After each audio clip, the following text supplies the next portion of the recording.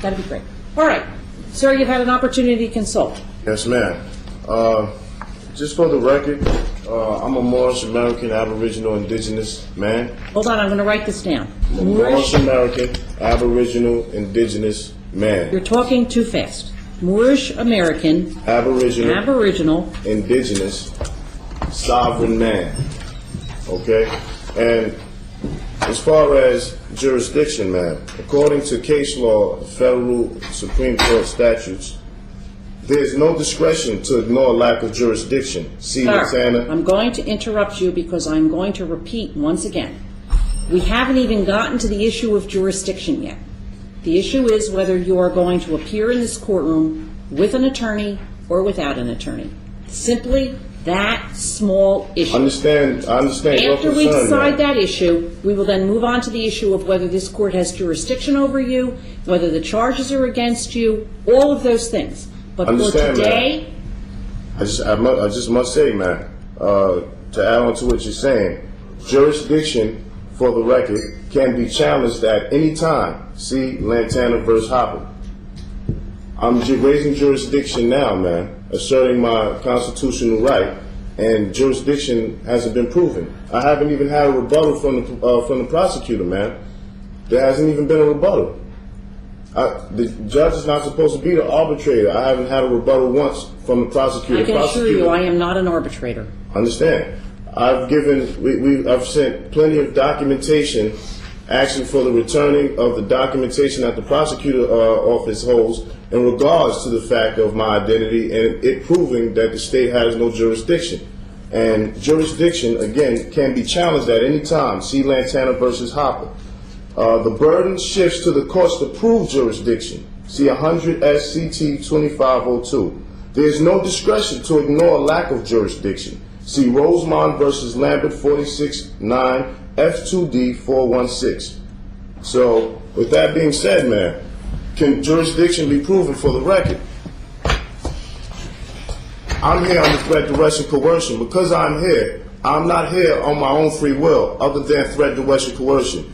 On the bail recognizance sheets that was signed, Brandon Casimir isn't signed to that. That's who originally was charged. If you amend the court records to say and reflect that Brandon Casimir is also known as Cheyenne Cushmere Ill or Cheyenne Matola Cushmere Ill and any and all derivatives, that would be improper and that would be illegal and unlawful because I'm not also known as Brandon Casimir.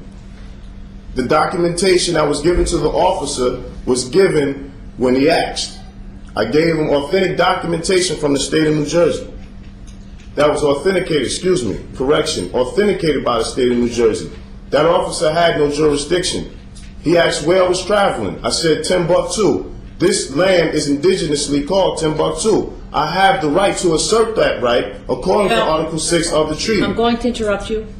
There are some people that believe that this is the state of New Jersey. You may not believe that. But there are people that believe that this is the state of New Jersey. Belief is not reason and facts, man. So because the state of New Jersey gives out authentication documentation on West State Street in Trenton, New Jersey, that's why I know the state of New Jersey to exist at. The state of New Jersey is not the soil of the land. So if anyone thinks that the state of New Jersey is the soil of the land, they're sadly mistaken.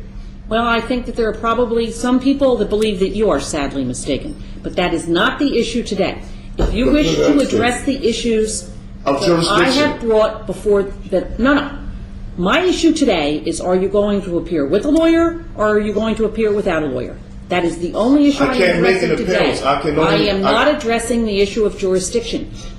Excuse me, ma'am. According to the federal case law in the United States Constitution and the United States Supreme Court, and when the issue is raised properly before this court, I will consider. It's being raised at any time, man. Excuse me a moment, please. There is a lot of talking going on in the courtroom that I can hear.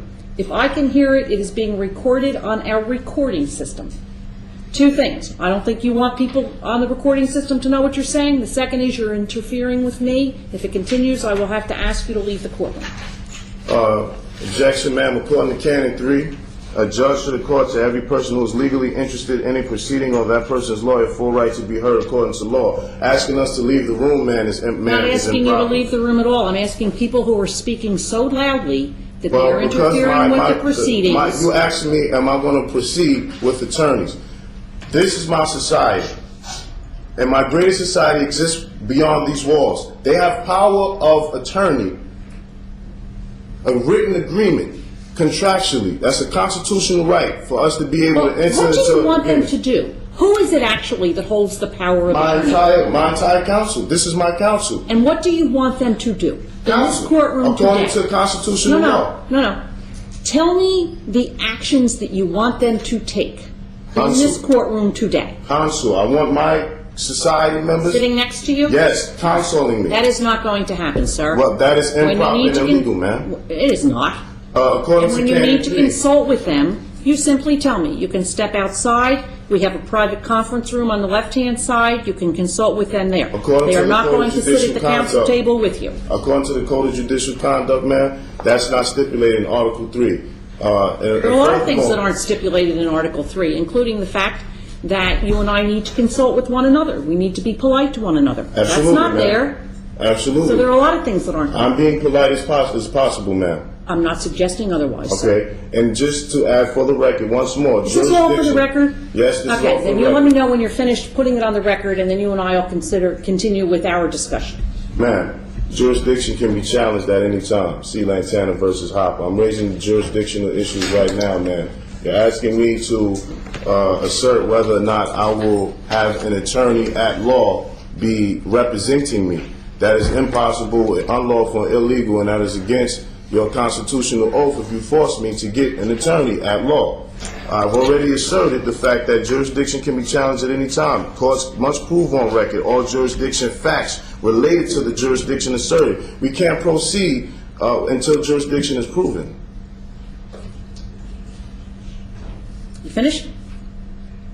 Yes, ma'am. Okay. The issue we are going to discuss today, and I'm going to repeat this for the last time. I move the court, ma'am, to dismiss this case for lack of jurisdiction. Denied. Jurisdiction can't be challenged at any time, ma'am. Don't repeat yourself 4 times, please. I listen carefully. I write things down. If you wish to file that sort of an application with the court, it can be filed in writing upon notice, upon notice to everyone involved. I am not going to repeat myself again.